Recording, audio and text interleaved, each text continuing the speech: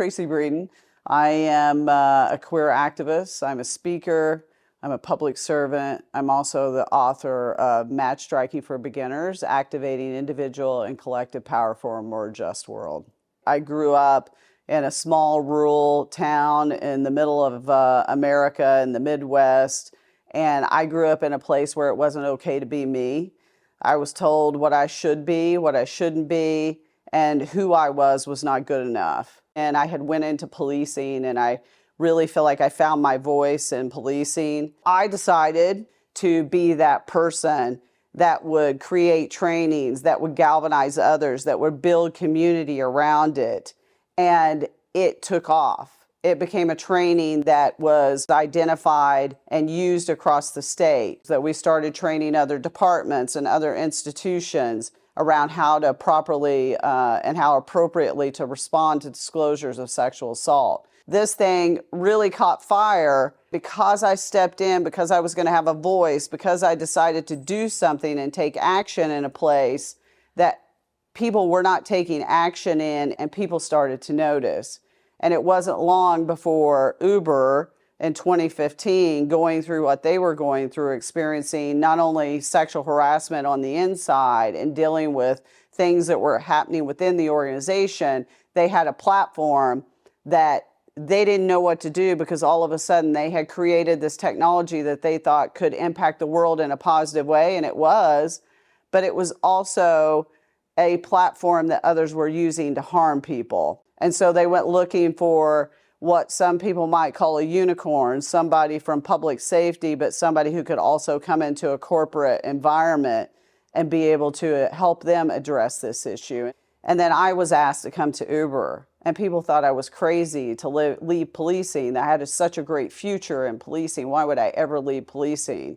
And what happened was when I stepped into what was breaking my heart and I did something about it and I took action, all of a sudden, the universe opened up a bigger platform, a bigger opportunity to create impact in that same space. But I stepped in there. They asked me to help them learn how to talk about this. I did more than help them learn how to talk about it. How to address it is what we dug deep into.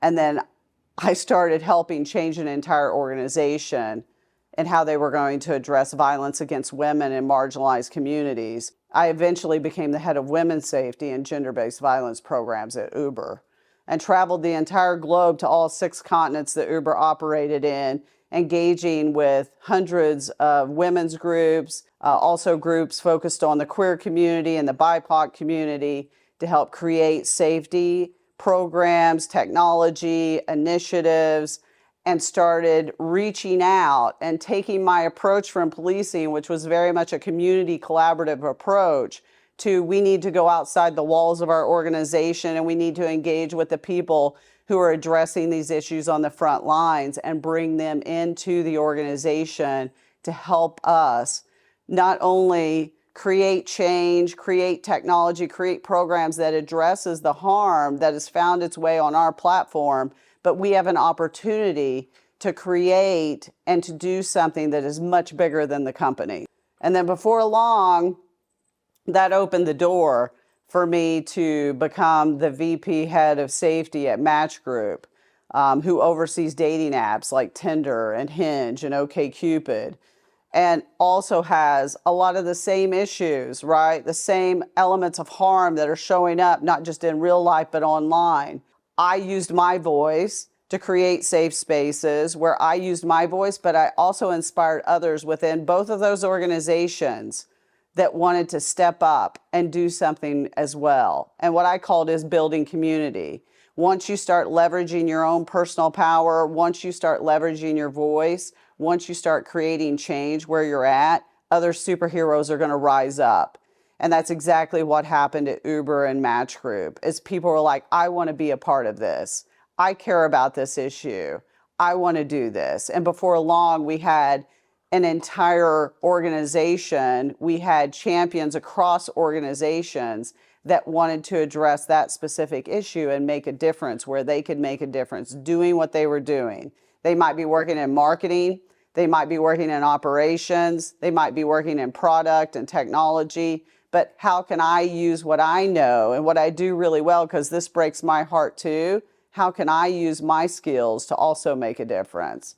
And before long, we had a movement within those organizations, a movement to create change.